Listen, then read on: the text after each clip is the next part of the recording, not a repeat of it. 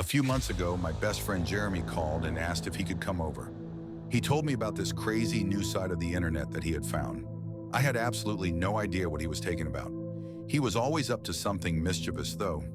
Even as an adult, he still had the enthusiasm of a child when he became excited. Because of that, it was always hard to tell him no. I could tell that this seemed important to him, so I told him to just come over and show me what the hell he was talking about. He came over to my house later that same day. He showed up with a flash drive. He was so excited he didn't even take off his shoes. He ran over to my already open laptop that was sitting on my living room table and immediately plugged the flash drive in. He had that obnoxious smile across his face. It was the smile he made when we were kids. The same taunting grin he made right before we were about to do something our parents would be furious about. So much for saying hello. You really should knock first. What if I was naked? My voice was playful. Shut up and come sit down. Oh, and I'm sorry for just barging in like that, he said just as playfully. Whatever, you're definitely not sorry. I'm going to go make us some tea and I'll be right out. I smiled as I walked away. Around 10 minutes later, I came back in with 2 mugs full of freshly brewed tea. I sat the tea down on the table in front of my couch and sat down next to Jeremy. I looked over at my laptop. My eyes immediately fixated on the screen. The flash drive contained a whole different operating system. I watched my laptop boot up and start running an operating system I had never even seen before. My eyes then shot their gaze at Jeremy. What the hell is this? Is this going to mess up my computer? You know I can't afford another one if this one breaks. Most importantly, I need it for school. All of my schoolwork is on there. My voice was sharp, but before I could finish talking, he cut me off. You worry too much. Just relax. I tested it out on my computer and everything went fine. Just wait for it to boot up. Your computer will return to normal once I power it down and remove the flash drive. His voice had a reassuring tone. Yeah, whatever. Fine, I said reluctantly. After about 10 more minutes of us just sitting there watching this foreign operating system load, it finally finished. The home screen was a sole shade of blue, and there were only 2 icons. One was a web browser, the other one was some sort of VPN. In the corner was a search bar. I tried typing all kinds of words in it, but nothing came up. Eventually, after I was done clicking around, Jeremy took over the controls. He opened up a web browser. It was a search engine I had never seen before. Actually, it was a search engine I had never even heard of. I watched him manically type in random numbers and letters into the search engine. Before I could even ask what he was doing, he hit enter and a Wikipedia page came up. Towards the middle of the page was a list of links. They all had different names. The credit card company, Guns Are Great, and the one-stop shop were names of some of the links. Most links had extremely illegal titles and definitely lead to illegal activities. Some of them were just downright disgusting and disturbing. I'd rather not go into detail about those links. Jeremy quickly identified what he was looking for. It was a link called The Gore Store. He was always into that kind of stuff. I never understood why. Gore was just fascinating to him. I myself could not say the same. It had to have been fake anyways, right? I just wanted to get it over with, so I sat quietly and waited for the page to load. Once it loaded, my screen was filled with obscene images of mutilated bodies. There were videos of different people getting killed in different ways. It was insanely graphic. He showed me 2 30-second clips before I had to run to the bathroom. I could hear Jeremy's laughter as I viscously gagged over my toilet. When I came out of the bathroom, the Gore page was gone, and he was back on the Wikipedia page. I watched his eyes dart around the screen. It looked like he was trying to find something in particular. Before if I could ask what he was doing, he let out an, "Ah, ha! What is it? I'm not sure if this whole dark web thing is for me. Maybe we should just turn it off." What? Before I could even finish my sentence, he cut me off again. "Look what I found. It's pretty cool. I think you'll actually like it," he said confidently. I reluctantly agreed and sat back down on the couch beside him. The computer cursor was hovered over a link simply named Eyes. I was convinced it was about to be the most nauseating thing in the world. I pictured dangling eyeballs or blood-filled eye sockets. It had to be something along those lines. He could tell I was unprepared, and he immediately clicked the button after I gave a slight nod of approval. I was not expecting what I saw. They were eyes all right, normal eyes. It looked like a business page for selling contacts. It appeared professional, and there was nothing strange about it, except for the fact that this seemingly normal business page was on the dark web. I had a look through their selection and ended up asking Jeremy to buy me a pair. He already had the correct form of currency in some sort of account. He thought it was funny, of course, and bought them without a second thought. I thanked him, and we talked about what they were going to look like. We were both excited. After Jeremy left that night, he took the flash drive with him. He explained that he was going away on a business trip and wouldn't be back for a week or two. He said that he sent the package directly to my house, but to call him if there was any delivery issues. The estimated arrival date was 3 weeks from that time anyways. I figured he would be back by then. That way we could experience unboxing them and me struggling to put them in together. He did find the website and pay for them after all. 2 days later, I was surprised when I opened my front door to get the mail and saw a package at my front door. I quickly got my mail and took the package inside. I remember thinking these couldn't be the contacts. It was way too early. I grabbed a box cutter from the kitchen and started to slice open the package. There they were. The bright green contacts that had a slight blue fade were in that little box. They were beautiful. I know I told Jeremy that I would wait, but I was too excited. I took them out of the box and soaked them in the contact solution that came with the package. I looked in the mirror at my dark brown eyes while the contacts set in the solution. I smiled at the fact that my eyes were about to be a completely different color, even if it was only temporarily. I always wanted brighter eyes. I had never put in contacts before, so I expected it'd be quite tricky for my first try. To my surprise, I put both of them in with quite ease. It's safe to say I gave myself a pat on the back. I was thoroughly impressed. It was like I had been doing it all of my life. They slid right into place and didn't budge or slide at all. After looking in the mirror for who knows how long, I decided to call Jeremy and tell him about it. He didn't answer.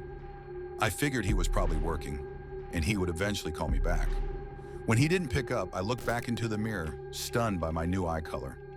I started taking pictures to update my social platforms. My self-esteem skyrocketed. When I was done obsessing over my new contacts, I decided I should probably make dinner. I live by myself, and I always made way too much food. I'd use the leftovers for lunch, so it never really went to waste. That night, I decided to make a whole lasagna. It was one of my favorite meals, and I figured I could give some to my elderly neighbor as well. I put a pot of water on the stove to bring it to a boil. As I was pulling out the noodles, something caught my eye. It was like a quick shadow flew by my peripheral vision. I stopped and looked around, but I saw nothing.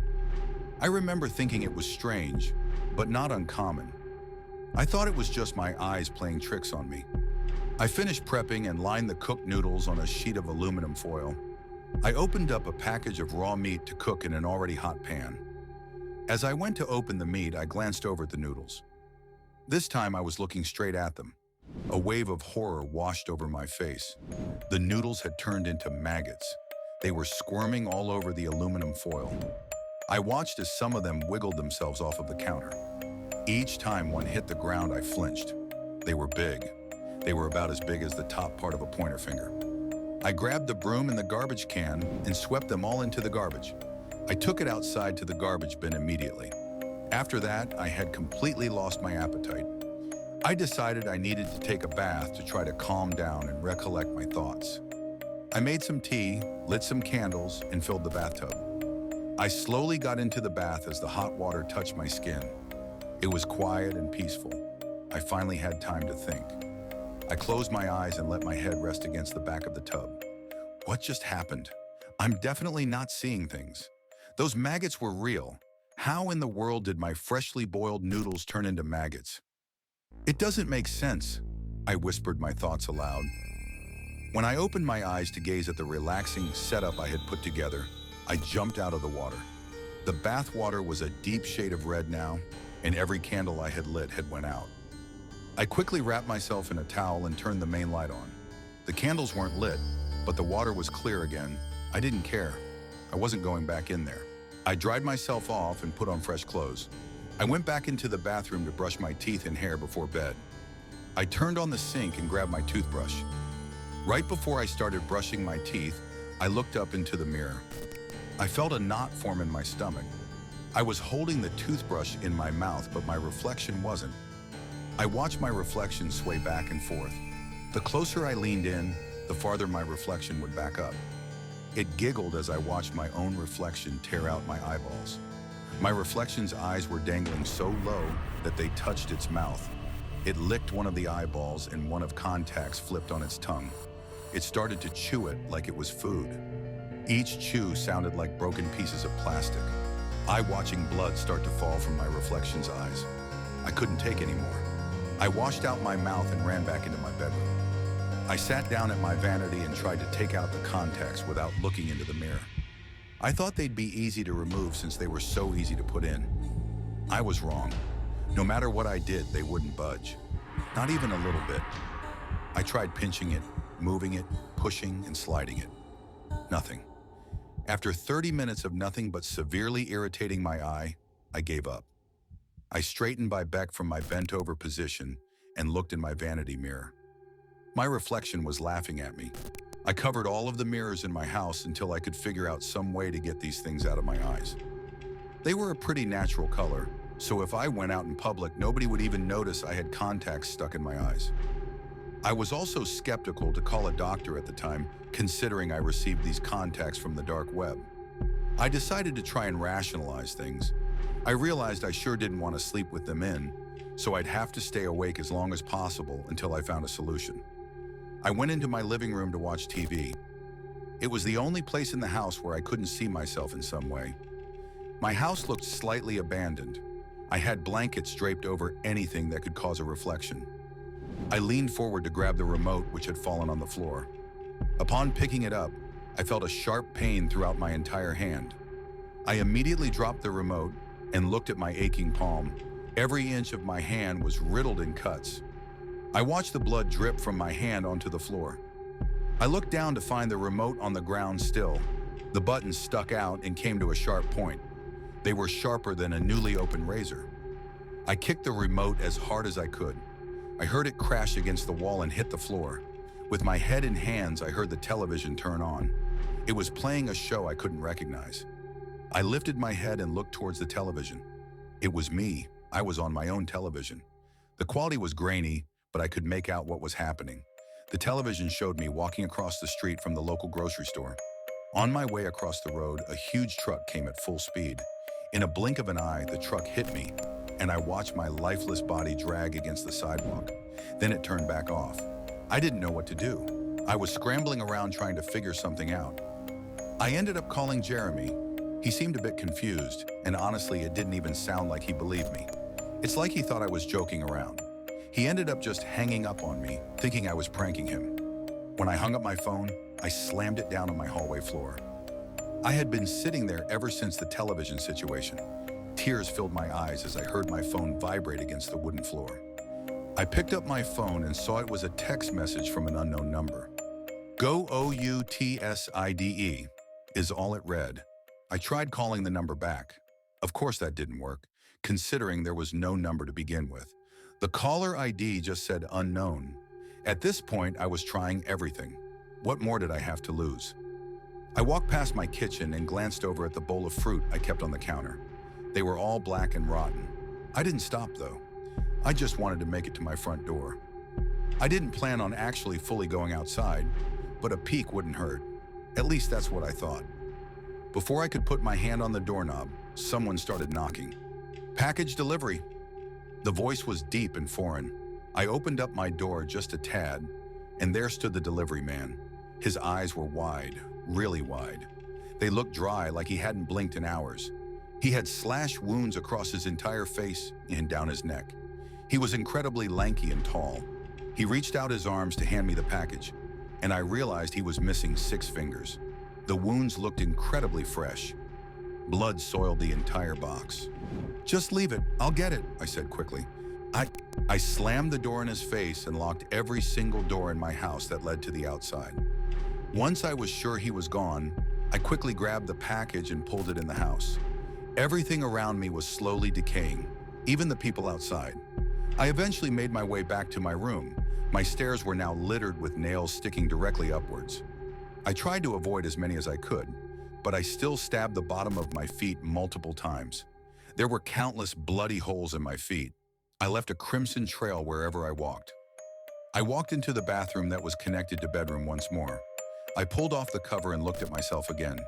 This time, my reflection was still laughing, but pieces of flesh dangled from different areas of my face. My neck was snapped, and I had a noose around my neck. My tongue salivated black-looking tar, and my eyes were now completely hollowed out. I haven't slept in 3 days.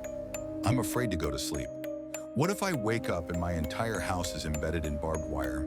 What if my floor is completely made out of shards of glass? What if everything around me turns into an ultimate death trap? I'm absolutely terrified. I'm not taking any chances, especially since I brought the box inside. I ended up opening it. There was another box inside. This box was slightly cleaner, but had a message scratched along the top. It was barely legible, but it read, "Open to find out when your untimely demise will fall upon you. Clock's ticking." Again, I figured I had nothing to lose, so I opened the second box. This time the box contained a handwritten note. "Not all eyes are meant to be a prize. The contacts you contain will show the other side. You can live with this vision or choose your demise. I left you a gift. Now you can decide." I've been sitting here for hours now. All of my food is maggot-infested and moldy. I need to go to the grocery store, but I keep looking at the gift that sat below the note. I never really thought this would ever be an appropriate gift for anyone, but I can't help but gaze at this already tied noose. I knew going on the dark web was a bad idea,